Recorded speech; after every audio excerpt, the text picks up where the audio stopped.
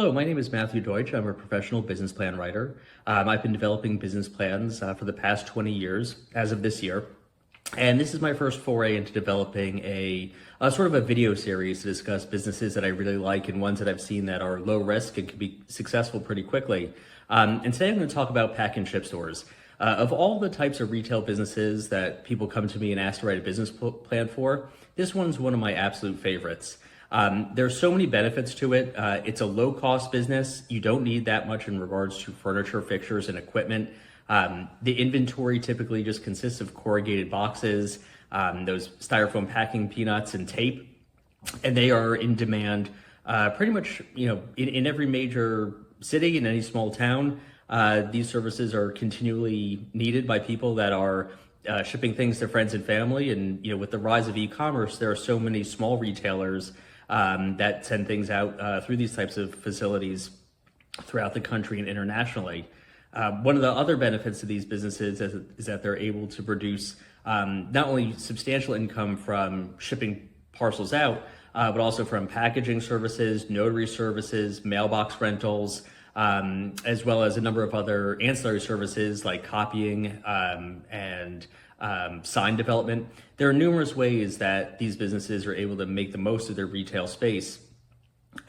Foremost, again, just returning to startup costs. Typically, the largest expense is obtaining the facility and doing a modest renovation. If you've been into any pack and ship store, it's typically not an overly fancy operation. There are shelves. There's an area where there are mailboxes that are available for rent, and then there's typically an area in the back for storing packages, as well as engaging in packaging for parcels that are outbound. Typically, those costs can range anywhere from $10,000 to $20,000 for a moderate scale facility. In regards to furniture, fixtures, and equipment, again, very low cost, just a couple of computers, a couple tables to put packages on, as well as typically a mailbox setup that can hold anywhere from 100 to 200 of those sort of small scale mailboxes.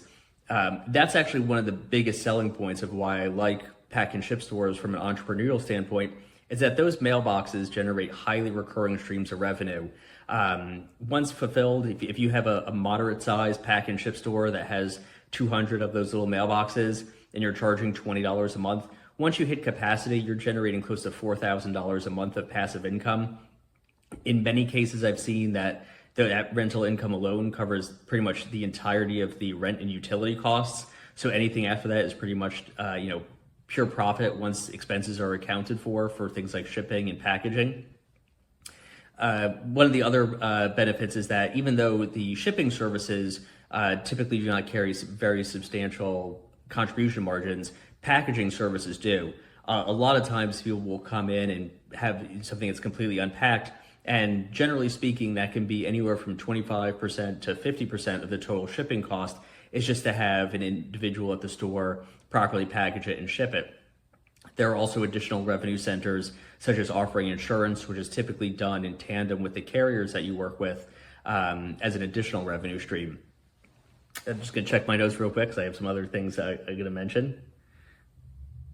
Also, competition is also very limited for these types of businesses. The largest national level competitor is the UPS store. However, they only offer their own shipping services through their own franchise network of UPS stores throughout the country.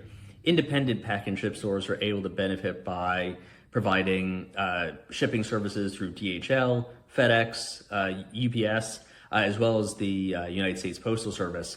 So that's one of the strong differentiating factors that even an independent retailer can have, is that by not directly affiliating with a large carrier, these businesses can offer their customers a wide range of different choices when it comes down to their shipping needs.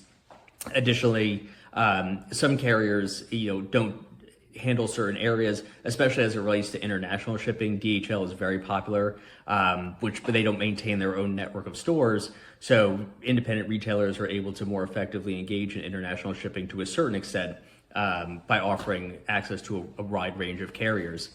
One of the other benefits that you can differentiate yourself from, especially from any chain or national level carrier, is also for providing notary services. many instances where people need something quickly notarized, whether it's a car title or some sort of documentation, and people scramble. They try to go to banks, they try to go to law offices, and by having the owner be the notary or having an employee become the notary, which is a very straightforward process, that can drive a lot of additional brand visibility and a lot of traffic into the store as well. These businesses are typically very easy to run. They operate during normal business hours. In regards to payroll, typically the owner can operate as the manager, or if you operate a number of them, to have an assistant manager and one or two people on staff to assist throughout the day. So labor costs are relatively inexpensive. It's certainly not a minimum wage job because there's certainly quite a bit that goes into it, but it's also not a job that's going to have a substantial salary that's going to be required for every employee. And that's pretty much it. It's one of the major reasons why I like pack and ship stores. They're easy to run, they're easy to start up, they have low cost. Typically their operating costs are relatively modest, and they're able to achieve profitability very quickly.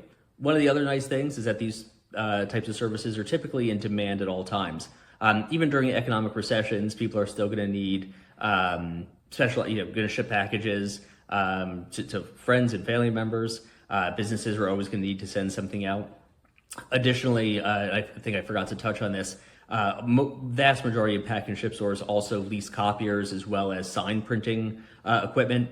Among local businesses such as restaurants and real estate agents that are looking to have signs to go in front of houses for open houses, for restaurants that are just starting, for any business that's local that's looking to have a substantial degree of promotion, you're able to generate an additional very high margin revenue stream from these operations as well.